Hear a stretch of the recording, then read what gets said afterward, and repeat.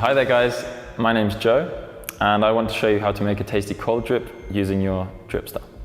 So first things first, you need a good coffee. I would recommend going to your local coffee roastery, get your favorite coffee, and it needs to be ground for something like French press or a coarse table salt. So that comes in here where we have the superfine metal filter.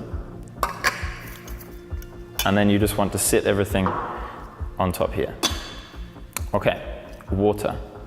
So with the valve closed, we're going to put this on the top and fill it with filtered water at best. Now you can put ice cubes in here as well to make sure it's a cold extraction, or you can put the whole thing in the fridge as well afterwards.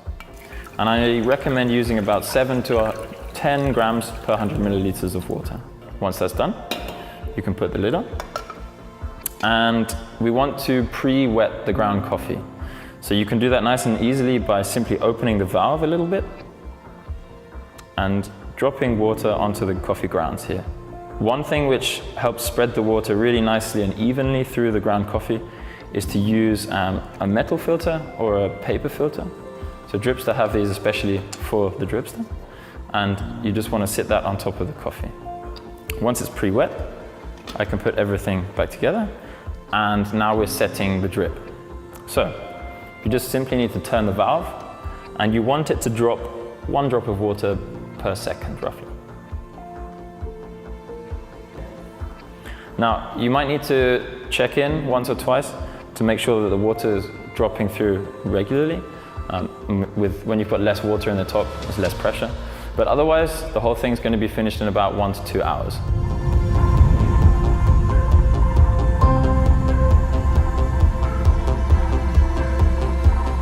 So after 1 or 2 hours, your cold drip is ready to go. So you just want to take the top part off. And by the way, to clean these parts is super easy. The water part, you can just leave it to dry. And the coffee bit here, just knock the coffee out and just give it a rinse with a little bit of washing up liquid to make sure that the coffee oils don't hang in the filter. In the bottom, you have your cold drip.